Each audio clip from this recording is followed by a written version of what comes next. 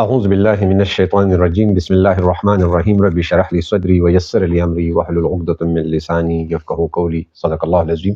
السلام علیکم محترم ناظرین او سامعین. د لسم نمبر ویډیو سره مونږ تاسو په خدمت کې حاضر یو. نن چې د زمونږ ټاپک چې د باقاعده د تدریس او آغاز چې بسنګ کو مقصد زمونږ د ماشوم بهترین تربیت دی.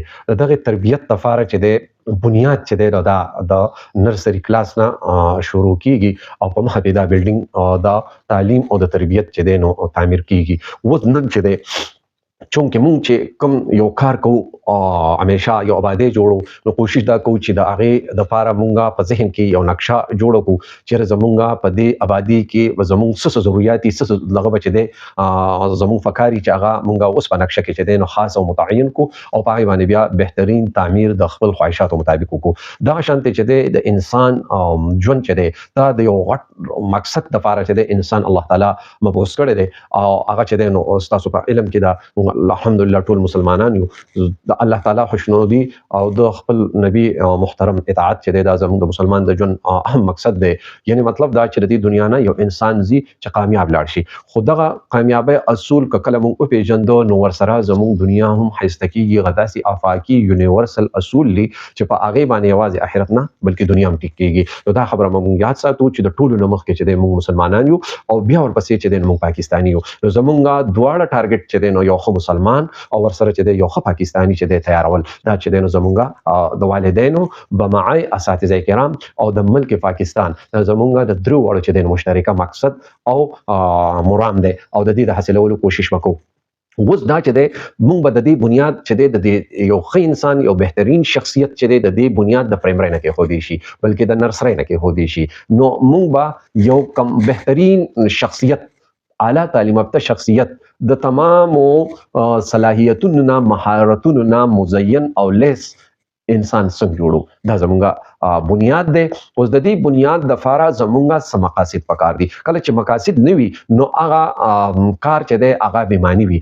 ژوند بې مقصده هم بېمعنی دی. په دې وجه باندې یو ماشوم چې دی والدین حواله کوي یو ادارې ته حواله کوي او اساتذو ته حواله کوي نو دا د هغه په ذهن کې چې دی نو یو سوچ دی یو فکر دی یو خپل قیمتي اساسه چې دی نو هغه موږ ته حواله کېږي. نو آیا د دې څه مقصد خو لازم پکار دی چې د ده نه موږ به څه جوړو د کې به کوم خویونه ډیولپ کوو او په ده کې راولو د ده نه چې څنګه انسان مقصود دی زمونږ. نو د هغې لپاره زمونږ نن هغه مقاصد به نن مونږ په ننني ویډیو کې بیانو چې بنیادي طور د یو مسلمان او پاکستاني شهري په حیثیت دا مقاصد چې دی نو دا په یو شهري کې پکار دي چې هغه د تعلیم د حصول نه وروستو د دې د صلاحیتونو د دې د مهارتونو حامل وي. نو زمونږ اولنۍ چې دی ټول نړومبۍ خبره دا ده چې اسلام هم د دې خبرې زور ورکوي چې انسان د کمزوري انسان نه مضبوط انسان د پیغمبر پاک د حدیث مفهوم دی ډیر زیات بهتر دی. د هغې وجه دا ده چې یو مضبوط انسان یو توانه انسان د اسلام هم په کار راتلی شي او د خپل ځان هم په کار راتلی شي.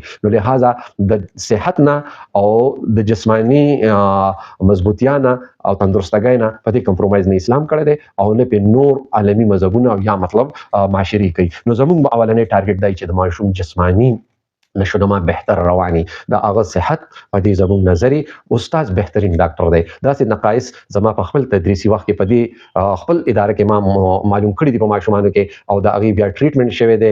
هغه که د سماعت خبرې وي او که هغه د هغې د بصارت خبرې وي یا که هغې کې دننه د ګردو څه اثرات ما لیدلي دي. نو استاد چې دی نو دا یو خو دا چې کمپلیټ شخصیت پکار دی او هر فني مولا پکار دی. استاد به داسې وي چې هغه د صحت د بنیادی خبرونه د طب د بنیادی خبرونه د ماشومانو د په صحت د بد اثراتونه چې د استاد خبرې د مدرس خبرې نو ډیر زیات بعد چې د نو په ښه طریقه باندې تعلیم او تربیت جاری وساتل شي. نو یو خو د بچي په جسمانی صحت باندې نظر ساتل او د هغې چې کوم ساینسي پیمایشونه مقرر کړي دي د هغې د قد د هغې د کلر د هغې د وجود کې د تعیر د راتلو چې په دې باندې استاد پوهېږي چې موږ د یو ماشوم صحت صحیح وساتلی شو. معاشرتي تربیت چې دی هغه موږ چې څنګه ویل دي هم لازمي حصہ ده، ځکه چې موږ معاشري له انسان ورکو یو بهترینه معاشره او یو توانه معاشره، ترقی یافته معاشره دا په یو خو تعلیم یافته انسان باندې چې دین جوړیږي. نو لہذا دغه نه خوړو او انکار نشته چې موږ کم نه دا یا زموږ کم صنعت ته، نو زموږ صنعتکاری چې د انسان صنعت ته موږ انسانان جوړو، زموږ د صنعت نوزي سره پاروزي په معاشره کې د فعال او بهتر کردار د پاره. نو لہذا د هغه ته سوشل ویلیوز د معاشره کې د ژوند د تیرولو طریقې د هغه ته چې نو بلازم موږ پیش نظر ساتو او په خپل تدریس کې به هغه لزی ورکو. اگر چې په دې کې ګورنمنت چې د په نصاب کې د خبرو خاص خیال ساتل دي چې را خو په دې باندې د استاد عبور او پوړی لازمي ده چې د دې مقصد کم سبق چې موږ وایو هغه اسلوز دي، اسلوز کې چې دا خبرې پنها دي پټي دي چې ته د دې سبق ته لوستل ورستو دا انسان سي. نو د اسلوز بنیادی مقصد دغه دی چې کم ټارګټ حکومت یا ماهرینو مقرر کړی دي چې په نننی سبق کې په هغه موجوده سبق کې حاصل کې. نو معاشرتي ډیولپمنٹ با یا د معاشره کې چې کم د ناستي ولاړې د یو بل سره د خبرو اترو د ملګرو سره د ګرځېدو د گیم د لبي په دوران کې د رویه خوونه د مور پلار سره د شاندلار کوسي سره د دې سره وابسته کردارونه چې سور دي هغه چې د ماشوم ته خولې دغه شان جذباتي نشونما کې لکه دا خبره ده چې د په خپل دغه باندې قابو ساتل شي او د خو او بد د خفګان او د خوشاله اظهار چې کوم دی په هغه باندې با ته نظر ساتي چې د ماشوم چې کوم جذباتي نشونما ده چې هغه بهتر رواني او په هغه کې د عزت نفس خیال ساتل د داسې بی عزت کول نه چې په صدا سي خبره د توهین او شي د دې خاص خیال ساتل پکاري. ځکه چې کله د ماشوم عزت نفس مجروح شو د په معاشره کې چې د بیا ډېر رستو پاتې کیږي او د دباو شکار کیږي او د شرمیلا پن شکار کیږي د بیا د مخې ترتلو بالکل جوګنی. نو دا خبره خاص خیال ساتل پکار دي چې د وړو کې جذباتي نشونما متاثر نشي، روکاو نشي. نو په دې باندې چې د خامخا نظر پکار دي.